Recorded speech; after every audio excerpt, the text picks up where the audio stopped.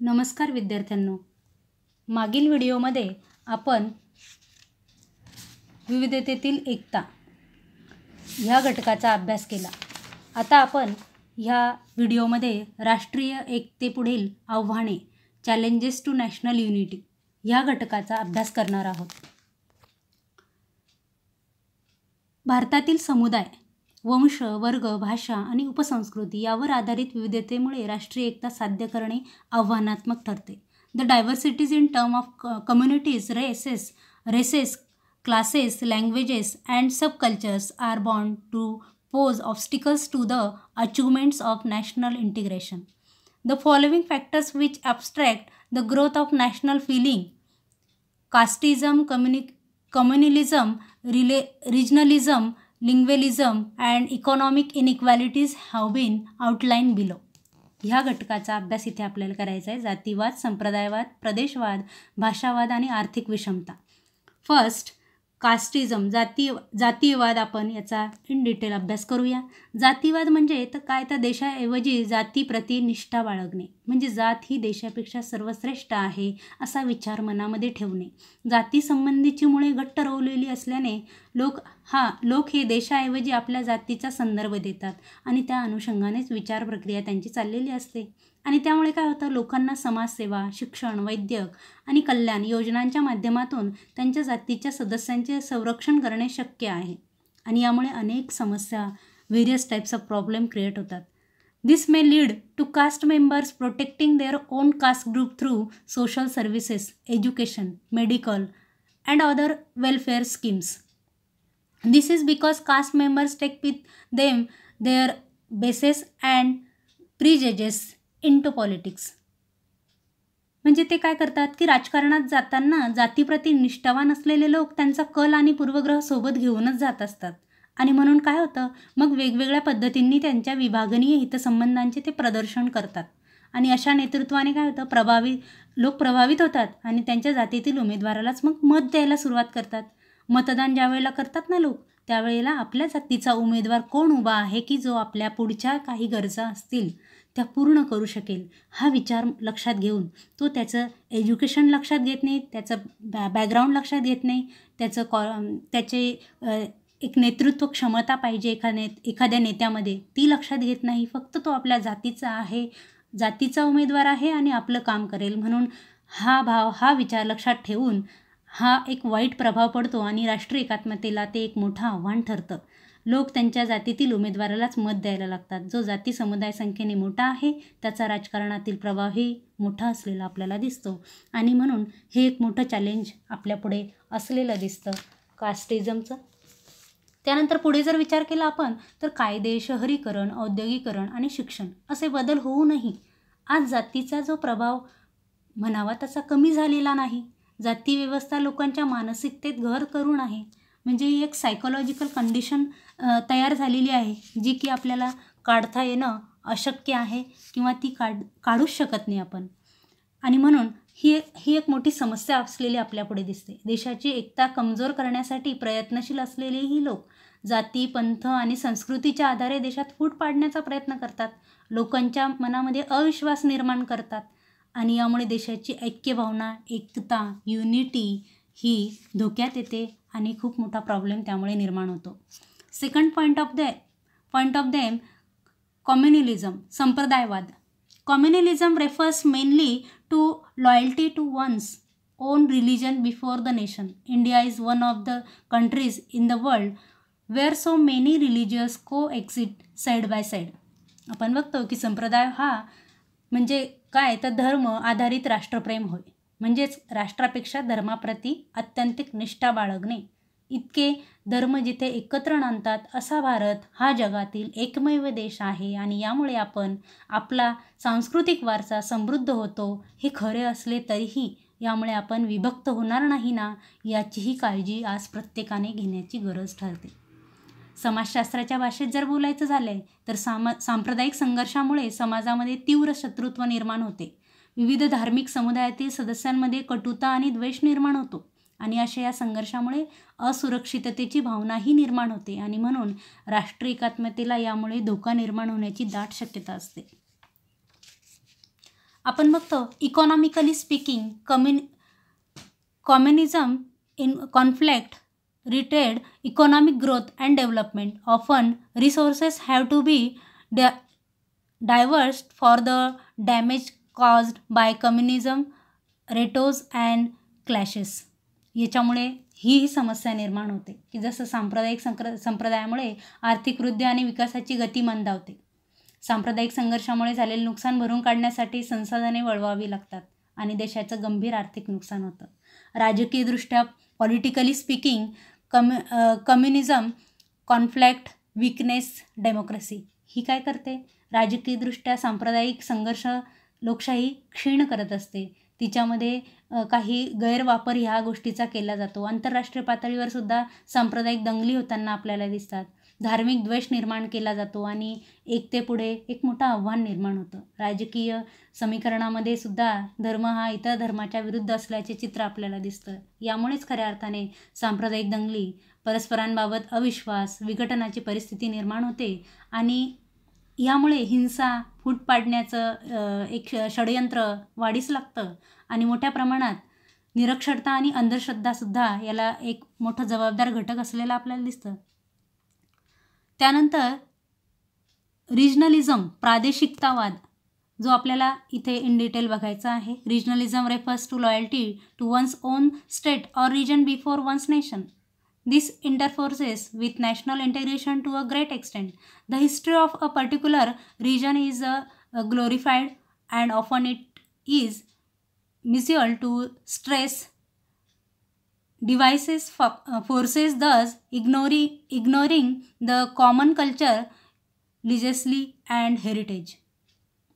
प्रादेशिकतावाद याचा जर विचार केला तर प्रादेशिकतावाद म्हणजे देशाऐवजी प्रदेशाप्रती असलेली आत्यंतिक निष्ठा होय. प्रादेशिक अस्मिता कायमच राष्ट्रीय एकतेच्या आड येते. एखाद्या प्रदेशाच्या इतिहासाचे गौरवगान केले जाते. याचा गैरवापर होऊन फूट पाडण्याच्या शक्ती पुढे निर्माण होतात. यानंतर पुढे जर विचार केला तर समान भाषा बोलणारे लोक समान प्रदेशाची मागणी करतात आणि अशा मागणीमुळे प्रादेशिकतावाद निर्माण होतो. आपल्याच राहत्या प्रदेशाचा किंवा राज्याचा आर्थिक विकास व्हावा अशी ही तीव्र इच्छा लोकांच्या मनात असते आणि यामुळे राज्यांतर्गत शत्रुत्व निर्माण होतं. Regionalism emerge due to the desire of people speaking one language to have one state. There is also a strong argument to give priority to the economic development of one's own region. This leads to interstate rivals. आपण बघतो की हे राज्यांतर्गत शत्रुत्व आर्थिक किंवा सामाजिक दृष्टिकोनातून कल्याणकारी योजना असेल तर यामुळे कोणतेही नुकसान होत नाही. मात्र जर शत्रुत्वाला राजकीय रंग आला ना तर मात्र ते घातकच ठरत असतं आणि म्हणून राष्ट्रीय एकात्मतेपुढे प्रादेशिकतावाद हे खूप मोठं आव्हान ठरतं. त्यानंतर नेक्स्ट पॉईंट आपण बघतोय लिंग्विलिझम, भाषावाद. लिंग्विलिझमचा जर विचार केला तर आपल्याला दिसतं की राज्याची भाषावार निर्मिती झालेली आहे. भाषावार प्रांतरचना जी भारताला स्वातंत्र्य मिळालं त्या दरम्यान करण्यात आली आणि राज्यातील भाषिक अल्पसंख्याक यामध्ये भाषावादाचे मूळ आपल्याला सापडतं. प्रत्येक राज्याचा जर विचार केला तर प्रत्येक राज्याची एक प्रादेशिक अशी भाषा आहे. जशी आपल्या महाराष्ट्राची मराठी भाषा, अगदी त्याचप्रमाणे प्रादेशिक भाषा ही आणि बोलीभाषा बोलणारे ही बरेच लोक आपल्याला दिसतात. हे गट भाषिक अल्पसंख्याक म्हणूनही ओळखले जातात. उदाहरणार्थ जर बघितलं तर या ठिकाणी महाराष्ट्राची मराठी याखेरीज अनेक लोक गुजराती, कोकणी, सिंधी, पंजाबी, तामिळ, कन्नडी इत्यादी भाषाही बोलतात आणि याचबरोबर मराठीतही बऱ्याच बोलीभाषातून ते बोलतानाही दिसून येतात. आपल्या हिताला प्राधान्य किंवा बाधा निर्माण होणार नाही, आपल्या कल्याणाकडे दुर्लक्ष होत आहे अशी भावनाही भाषिक अल्पसंख्याकांच्या मनात निर्माण झाल्यास ती देशाच्या एकतेसाठी मोठ्या धोक्याचा एक संकेत देत असते. In every state there is a one dominant regional language. Along with this, there are other large sections speaking other regional languages and dialects. They constitute the linguistic minorities. For example, in Maharashtra, Marathi is the dominant regional language. At the same time, there are a large number of people speaking Gujarati, Konkani, Sindhi, Punjabi, Tamil, Kannada, etc. याचाही पुढे आपण जर विचार केला तर जेव्हा भाषेवरून लोकांमध्ये संघर्ष निर्माण होतो तेव्हा त्याला भाषावाद असंही संबोधलं जातं. म्हणजे आपल्या भाषेप्रती अत्यंतिक निष्ठा इथे बाळगली जाते. भाषेबद्दल असणाऱ्या अत्यंतिक निष्ठेमुळे राष्ट्रीय एकतेला धोका निर्माण होतो. when language becomes the basis for conflict between people. This problem is called linguism. It is a form of excess loyalty toward one's own language. Linguistic fantasism poses a threat to national integration. आणि म्हणून भाषावादही खऱ्या अर्थाने एक राष्ट्रीय एकतेपुढचं आव्हान आपल्याला दिसतं. त्यानंतर नेक्स्ट पॉईंट आपण बघतो आहोत आर्थिक विषमता, इकॉनॉमिक इनइक्वॅलिटीज. हे सुद्धा एक मोठं आव्हान आपल्या भारतीय समाजव्यवस्थेपुढचं असलेलं दिसतं. राज्यातील लोकांचा आर्थिक दर्जा विविध घटकांवर आधारित असलेला आपल्याला दिसतं. उदाहरणार्थ बघितलं तर संसाधनांची उपलब्धता, व्यवस्थापन आणि नियोजन, जमिनीची सुपीकता, संपत्तीचे वितरण इत्यादी या दृष्टिकोनातून आर्थिक दर्जा हा ठरत असतो. आणि ह्या निकषांच्या आधारावर आपल्याला काही सब पॉईंट्स इथे बघायचं आहे. There are survival factors that are responsible for economic inequality in society. This includes family influence. First point of view, the family to which we belong influence our choice and opportunities. For example, if one belongs to the below poverty line BPL category, it may be difficult for the parents to provide healthy nutrition. हा एक मोठा problem आपल्याला इथे दिसतोय की कौटुंबिक जो प्रभाव आहे, आपली निवड प्रक्रिया आणि संधीच्या उपलब्धतेवर जर विचार केला तर आपल्या कुटुंबाचा प्रभाव खूप मोठा असतो. उदाहरणार्थ, दारिद्र्य रेषेखालील कुटुंबातील पालकांना आपल्या पाल्यास पोषक आहार देणे शक्य होईलच असंही नाही. आणि म्हणून कुपोषणामुळे होणाऱ्या बालमृत्यूच्या घटना आपण खूपदा ऐकलेल्या आहेत ना तुम्ही सगळ्यांनी? हो, रोजच पेपरला आपण ह्या बातम्या ऐकतो. बऱ्याचदा आता कोरोना विषाणूचा प्रादुर्भाव झाला तेव्हापासून तर अशा बातम्या आपल्याला खूपच ऐकायला मिळत आहेत. आर्थिक विषमता ही खूप मोठ्या प्रमाणात असलेली दिसते आणि काही कुटुंबाने याचा सामना करण्याचा खूप प्रयत्न केला, पण नाही जमलं. त्यावेळेला त्या कुटुंबाने आत्महत्याही केलेली आपल्याला आढळून आलेली आहे आणि आपण अशा बातम्या आज सर्रास ऐकतो आहोत, बघतो आहोत. त्यानंतर दुसरा पॉईंट आपण बघतोय खाजगी मालमत्ता, प्रायव्हेट प्रॉपर्टी जी आहे ती आपण इथे बघूया. त्या पॉईंटमधून एकीकडे स्थावर मालमत्तेची मालकी नसलेले असंख्य लोक आहेत, तर दुसरीकडे काही मोजक्या लोकांकडे गडगंज संपत्ती आहे. आणि म्हणून संसाधनांची जी उपलब्धता आहे, संपत्तीचा जो उपभोग घेणारा वर्ग आहे तो खूप कमी आहे. वस्तुस्थिती ही आहे की बहुतांश लोकांकडे उपभोग्य इतकीही संपत्ती नाही. उपभोग घेता येण्याच्या वस्तू खरेदी करण्यासाठीही त्यांची क्रयशक्ती तेवढी नाही. त्यानंतर शैक्षणिक तफावत, एज्युकेशनल डिफरन्सेस जर बघितलं, this is the often influence by the economic strata to which one identifies and belongs. Ask yourself, who are the person who can avail of professional courses, who can afford private school education, who can afford an international education. हे प्रश्न आपल्यालाच विचारणं आज खूप महत्त्वपूर्ण ठरतं. व्यावसायिक अर्थता कोणते लोक संपादन करू शकतात? खाजगी शालेय शिक्षण कोणास परवडते? परदेशी जाऊन शिक्षण घेणे कोणाला परवडते? हे प्रश्न आज आपल्याला आपण स्वतः विचारणं खूप गरजेचं ठरतं. प्रश्नच यामध्ये असे उभे राहतात.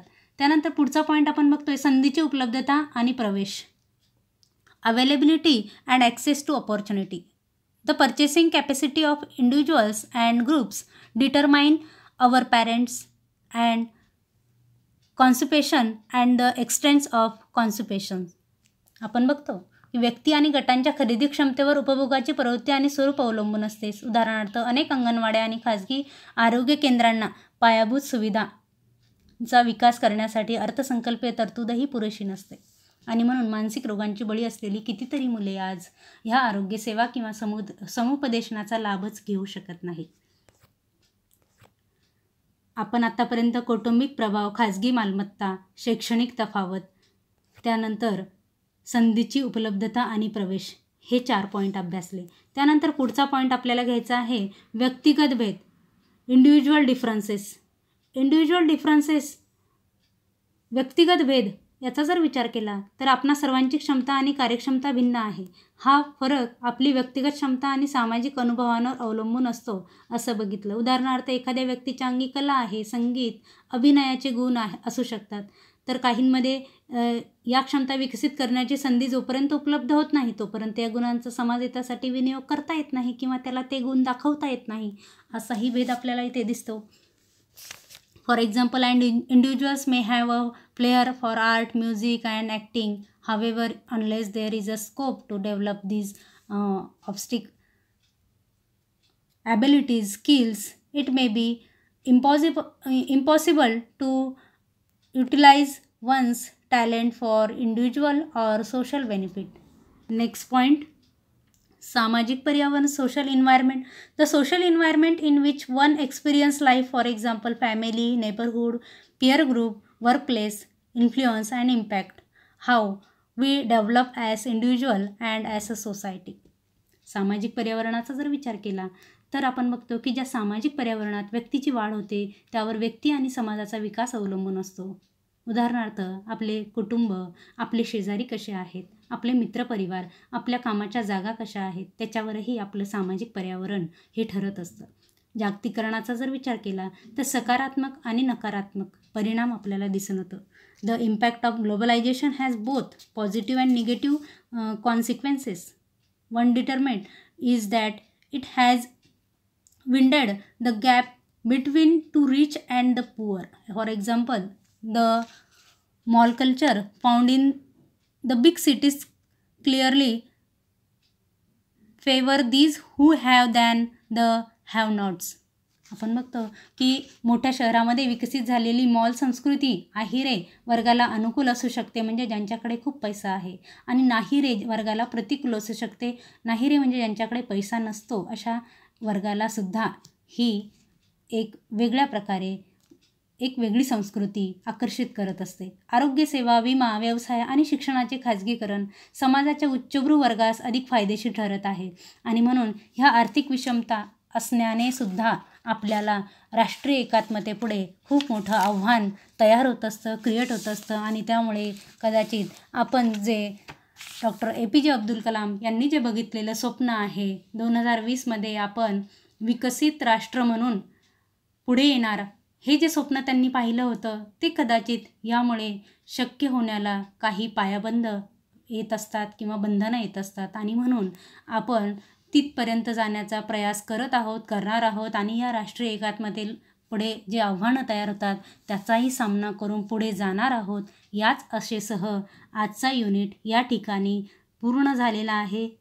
त्यामुळे विद्यार्थिनींनो, तुम्ही या युनिटमध्ये पुढे एक्सरसाइज दिलेली आहे, स्वाध्याय दिलेला आहे, तो पूर्ण करायचा आहे, जो की पुढे मी याच्या पुढच्या व्हिडिओमध्ये तुम्हाला त्या ठिकाणी काही ॲक्टिव्हिटी शीट्स देणार आहे. त्या शीट्स तुम्ही कंप्लीट करायच्या आहे तुमच्या नोटबुकमध्ये. पण त्याही अगोदर युनिट नंबर 3ची जी एक्सरसाइज आहे, सारांश जो दिलेला आहे तो तुम्ही कंप्लीट करायचा आहे. सारांश वाचून त्याचे काही महत्त्वपूर्ण मुद्दे लक्षात घ्यायचे आहे आणि एक्सरसाइज स्वाध्याय कंप्लीट करायचा आहे, ज्यामध्ये क्वेश्चन 7पर्यंत जे प्रश्न दिलेले आहे, 7 प्रश्न दिलेले आहे उपप्रश्नासहित, ते तुम्ही कंप्लीट करायचे आहे. धन्यवाद.